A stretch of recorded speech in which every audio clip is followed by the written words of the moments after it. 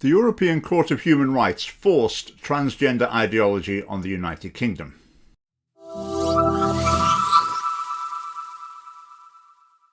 Britain has decided to place itself under the authority of the European Court of Human Rights, which is not part of the EU. It's a separate thing, and we're still under its authority. And the European Court of Human Rights allegedly upholds the European Convention of Human Rights, and this has affected the UK in several ways over many decades. One of them, for example, is forcing the UK to give votes to prisoners. I don't really like that idea. Imagine you're a candidate and there's a large prison in your constituency. You'd want to campaign in the prison. What would your line be? What would your pitch be to the prisoners? Obviously, better conditions, more privileges, more luxuries in the prison. Should that really be part of the democratic process? I don't really think it should be. They force the UK to adopt civil partnerships for homosexual couples. They make it very difficult to stop illegal immigration, as is pretty well known. They make it very difficult to deport foreign criminals. They've decreed that the right to life that's included in the European Convention of Human Rights does not apply to the unborn. There have been assisted dying euthanasia cases brought to the European Court of Human Rights. You know, they haven't quite made a decision on those. Maybe they will in the future. We shall see. They forced Britain to equalise the age of consent. It used to be 16 for heterosexual sexual relationship and 18 for homosexual. The European Court of Human Rights forced the UK to equalise those both to 16. As far as I'm concerned, it wasn't a particularly good thing either. So the European Court of Human Rights is often making the wrong decisions, and these decisions are being made in the wrong place. And the rights that they're allegedly interpreting are very vague. That's the problem with rights. They look very succinct and noble, but they get interpreted and applied in all sorts of situations way beyond the original intention. You end up with a rule of lawyers rather than the rule of law. Now, at this point, someone might say, oh, but the European Court of Human Rights, they've done some good things too. They've protected us in some ways, particularly with regard to freedom of speech. Well, I'd say if that's the case, those issues should have been addressed through the democratic process. The laws that apply in the UK should be determined by the population of the United Kingdom. People might say, oh, if you get a real dictator trying to take charge, the European Court of Human Rights, that'll rein him in a bit. I really don't think so. If you've got a real dictator, are they really going to take any notice? I mean, they'd just leave in any case, wouldn't they? So I don't think there's any real bar on authoritarianism. Now, my main story in this video is about the way that the European Court of Human Rights forced the UK into introducing in 2004 the Gender Recognition Act, the original law that said a man can become a woman officially, legally, by filling forms in and getting signatures. That was forced on the UK by the European Court of Human Rights. Now, remembering back to 2004, do you remember? I mean, this was just a non-issue. There was no debate about it. It wasn't a massive controversy. It wasn't in election manifestos. Well, this is why. Because it wasn't up for debate, because the European Court of Human Rights has said, you have to do this. So the Parliament did it. And the MPs voted for it and passed this legislation. Now, I'm going to tell you a bit about the story that led up to it, looking at some of the other cases in the European Court of Human Rights. So the first one involving the United Kingdom was in 1986. So in this case, Rees versus the United Kingdom. In this case, a female-to-male transsexual complained that the United Kingdom law did not confer on him a legal status corresponding to his alleged actual condition. In other words, he's saying, I want a Gender Recognition Act. And the court said that there was no violation of Article 8, which is the right to respect for private and family life. So they said, no, you haven't got a right to a Gender Recognition Act. The court was conscious of the seriousness of the problems affecting transsexuals and their distress, and recommended keeping the need for appropriate measures under review, having a regard particularly to scientific and societal developments. So in other words, no this time, but we'll see what happens with public opinion, and we might change our mind in the future and say you do have to have one. I mean, scientific developments, well, that's got to do with this. I really don't know. Right, 1990, another case for the United Kingdom. Cosy versus United Kingdom. Similar case, similar outcome. The court said, no, we don't think you've got a right to gender recognition, gender change, but, you know, we'll see next time. At 1992, a case in France took place. Someone took France to court. A male to female transsexual complained of the refusal of the French authorities to amend the civil status register in according in accordance with his wishes. And the court this time said, yes, that is a violation of your right to respect for private and family life. So France was forced to change the gender of this person on the official register. The court accordingly held that the refusal to amend the civil status register in her regard had placed the applicant in a daily situation which was not compatible with the respect due to her private life. I mean, can you see how this right has just been applied in a situation totally unrelated to its original meaning? I mean, how is this right to private life the fact that you want something different recording on a government database? Right, next one, let's go forward to 1992. 3 people brought a case to the United Kingdom. It was again similar to the others, similar outcome. The court said, well, not really, not yet. 1998, another case brought, very similar, people wanting gender recognition in law.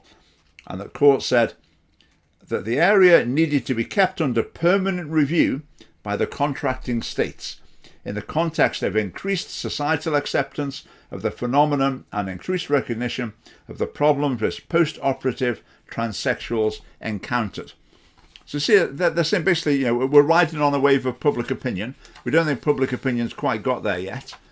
So we're still saying, no, you don't have a right to a gender recognition system. Right, then we get to the biggie. 2002, Christine Goodwin versus the United Kingdom. So the applicant complained of the lack of legal recognition for her changed gender, and in particular of her treatment in terms of employment and her social security and pension rights, and her inability to marry. This is when women got pensions at a younger age than men. So there'd be quite a significant amount of money he would benefit from this. Right, the court held that there had been a violation of the right to respect for private and family life. In the present case, owing to a clear and continuing international trend towards increased social acceptance of transsexuals and towards legal recognition of the new sexual identity of post-operative transsexuals. How about that then? Because there's a trend towards increased social acceptance, then the law changes meaning. Obviously, this is not a legal process in any proper definition of the word. They're not applying a law. They're just applying their own ideology to cases that happen to come before them. I mean, how can a trend towards increased social acceptance make something illegal now that was legal 6 years ago? And the law hasn't changed. I mean, it's absolute nonsense. Right, the court also said there are no significant factors of public interest to weigh against the interest of the individual applicant in obtaining legal recognition of her gender reassignment. Okay, no significant factors of public interest to weigh against the interest of the individual. In other words, when the European Court of Human Rights forced the UK to adopt transgender ideology, to say there's such a thing as changing sex, to say here's the law, Gender Recognition Act, this is the procedure for changing sex. If you get the right signatures, the government will give you a certificate. So in forcing the UK to formalise transgender ideology, the European Court of Rights said there are no significant factors of public interest to weigh against it. In other words, they can't see any problems at all. It's not going to cause any harm to anyone else or the wider public. No concerns whatsoever. We're just helping the vulnerable transgender people. Well, how wrong could they be? Looking at the damage that's been caused by that in the intervening years, how wrong can they be? And then it goes on, right. So the Gender Recognition Act was introduced in 2004. 2006, Grant versus the United Kingdom. The applicant, a 68-year-old post-operative male-to-female transsexual, complained about the lack of legal recognition for her change of gender and the refusal to pay her a retirement pension at the age applicable to other women. And the court said, we're on your side, that's right, you have to get the pension at the pension age for women. I wonder what part this plays in the government equalising pension ages. It may well have done. So it just went further and further. I mean, these cases are going on with other countries all the time.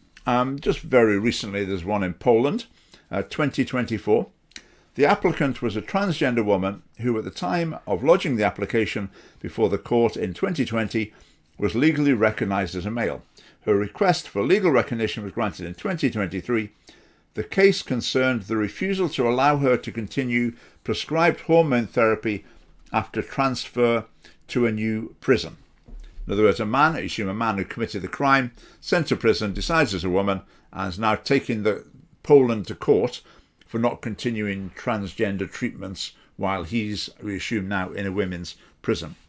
In so concluding, the court bore in mind the applicant's particular vulnerability as an imprisoned transgender person undergoing a gender reassignment procedure.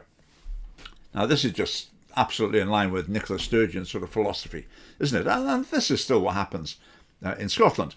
That basically, transgender, if someone's a male rapist, gets sent to prison, pretends to be a woman, then is especially vulnerable and has got special rights and can demand all sorts of things from the government. That type of thinking is supported and forced on the UK, forced on Scotland by the European Court of Human Rights. I'm sure it's clear here that the European Court of Human Rights is not upholding the law. They're basically progressive activists using their position to advance a sort of liberal social agenda, stretching the rights beyond recognition from their original purpose. I mean, all this is based on the right to private and family life. I mean, how can you start with a right to private and family life and end up with imposing gender ideology in the way that they have? Now, they said they couldn't see any negative consequences of this. Well, let's help them, shall we?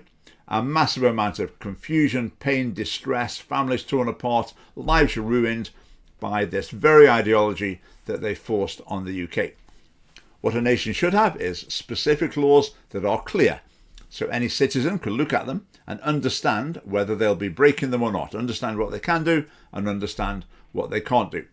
And in the UK and in Scotland, those laws should be formed in the UK Parliament or in the Scottish Parliament through the democratic process through which they can also be challenged in the future. Right, so what next from the European Court of Human Rights? I wonder what other trends of increasing societal acceptance they're keeping an eye on, ready to basically create their own law by reinterpreting the rights in the future. Who knows? Who knows? But I think I'll probably disagree with them on every one of them when they follow that sort of reasoning. Now, the UK and Scotland are more than capable of passing bad laws all on their very own, without the aid of the European Court of Human Rights. But if we've done that, at least it's our fault. At least we can try and fix them through the democratic process. At least we can hold governments and politicians accountable for them. So that's why we should leave the European Court of Human Rights. Right, thanks for watching. Do subscribe and see you next time.